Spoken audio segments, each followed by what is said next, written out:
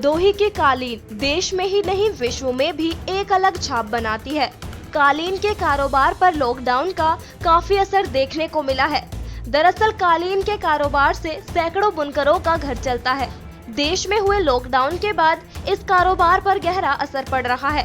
निर्यातक बताते हैं कि 2000 करोड़ का नुकसान लॉकडाउन के दौरान कालीन के कारोबार पर हुआ है।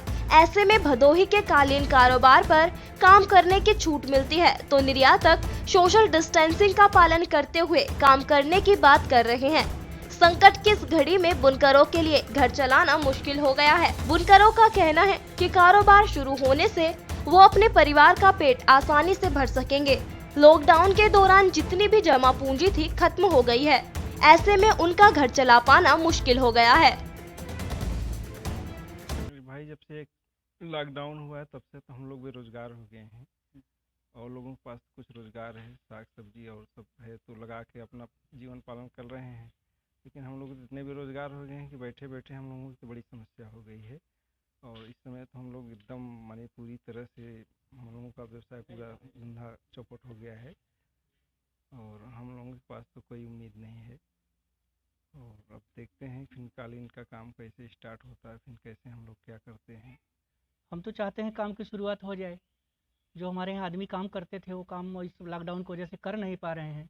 अब उनको खाने की दिक्कत हो रही है तो हम लोग ये सोचे हैं कल से काम चालू हो जाए तो वो लोग को काम पे बुला के अपना काम शुरू कराएं। प्रशासन से यही चाहते हैं कि जो सोशल डिस्टेंसिंग का पालन हो उस पर हम लोग उस हिसाब से काम कराएं तो कुछ उन लोगों को रोज़गार मिले जिससे उन देखिए, जब से लॉकडाउन हुआ है हम लोग का व्यापार बहुत ही ज़्यादा प्रभावित हुआ है और हम लोग का जो व्यापार है एक्सपोर्ट ऑफ कारपेट ये पूरा लेबर इंटेंसिव है। 60% हमारा लेबर लगता है और 40% मटेरियल्स लगता है।